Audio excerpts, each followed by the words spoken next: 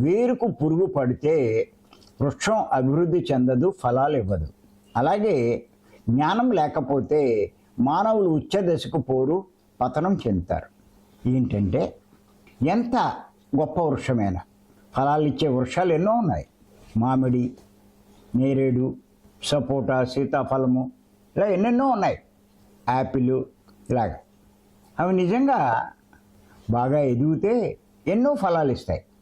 కానీ వాటి వేర్లకు పురుగు పడితే అవి ఎదగదు. ఆ వృక్షం మెల్లిమెల్లిగా దానికి కావలసిన సారం అందదు. ఆ వేళ్ళని ఆ పురుగు తినేస్తుంది. దానికి కావలసిన అన్నీ అందవు. అవి ఎదగడానికి కావలసిన ఇంకా ఫలాలు ఏమిస్తుంది. అలాగే మానవులు జ్ఞానం లేకపోతే, సంపాదించుకోకపోతే ఉచ్చ దశకు పోరు.